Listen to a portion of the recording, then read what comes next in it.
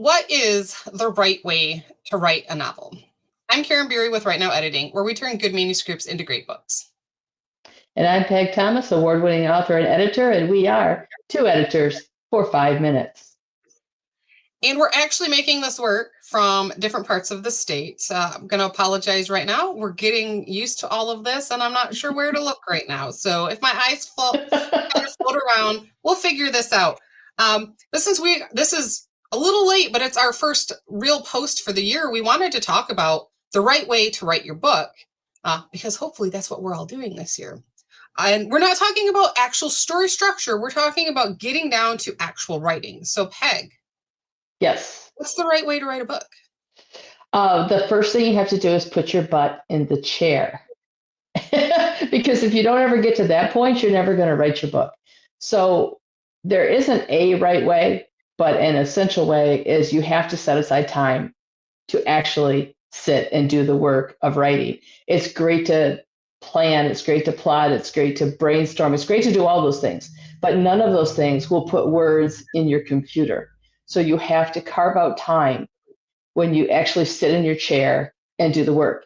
And for me, I have to do it on a pretty regimented basis because I'm one of those people who sees a squirrel around every corner.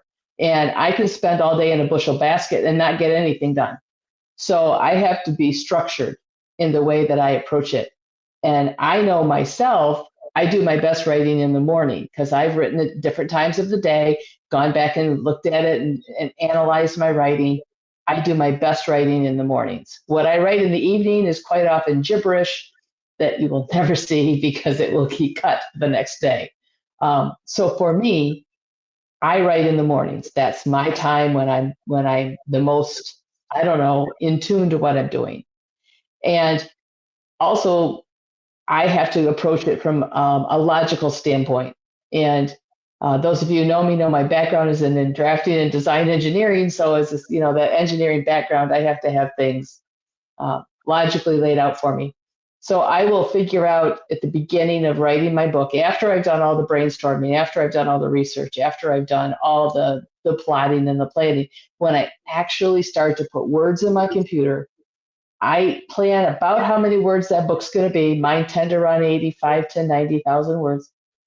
I break that down by how long a time I want to write this. 5 days a week. I don't work the weekends. And then it gives me how many words I need to write every day to meet that goal. And be realistic with yourself. If you're going to say, I'm going to sit down and write 10,000 words every day for a week, yeah, good luck with that. Set a realistic goal. And if you don't know what your realistic goal is, sit down and write and figure out, okay, after an hour, I wrote however many words, maybe 600 words. I'm going to allow myself 3 hours every day to write. And if I can do 600 words in an hour, then I can write 1,800 words in a day. Now you've got a framework to work in to make your story happen logically because you've already done all the creative stuff. Now is the time to sit down and start putting words into your computer. Now is when your fingers on the keyboard actually making it happen. And you need some kind of a framework, some kind of a discipline to make it happen because otherwise it's just a wish. It's just a dream. It doesn't happen if you don't make it happen. You don't have a plan to make it happen. And for someone like me who I'm not quite, I'm not as disciplined in that yet. Part of it has to do with the fact that I have clients all over the country. I work almost exclusively online. I am on the board of a few different organizations. I have random meetings. Sometimes I have meetings at 9:30 in the morning. Sometimes I have them at 7 in the morning. Sometimes I have them at 7 at night. Doing something daily for me does not always work, having it at the same time every single day. I have to be a little more flexible in what I'm doing. And I also understand that I'm what I call a large chunk writer. If you have not, and complete, this was not planned, plug for Allie Pleiter's book, The Chunky Method. she basically says writers fall into one of two categories. You're a large chunk writer or you're a small chunk writer. And what that means is you can sit down, small chunkers can sit down and write 100 to 200 words at a time. If they've got 10 minutes, they can pop in and out. That's fine. Stay-at-home moms, people who are writing a little bit on their coffee break and on their lunch break, if you can write small chunks, that's perfect.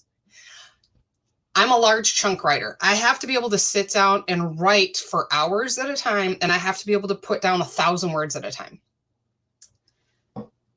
What really works well for me is to take, like Peg said, it doesn't work for me every day, but I take those times. This is the time period when I'm going to write. And what's best for me is when I have accountability. When I am in a coffee shop writing, I don't want people looking at my computer and seeing me play Candy Crush Saga.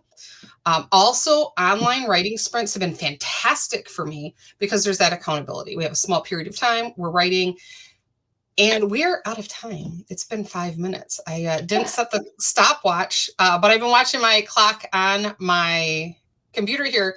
So that's it. But I think you got enough between the two of us to know there's no right way to write a book. You need to figure out what works well for you and you need to stick to it. We can talk about this more later. Consistency is the key. You got to be consistent with what works for you. If you have any other questions about this, drop it in the comments. Until next time, I am Karen Beery. And I'm Peg Thomas. We'll see you later.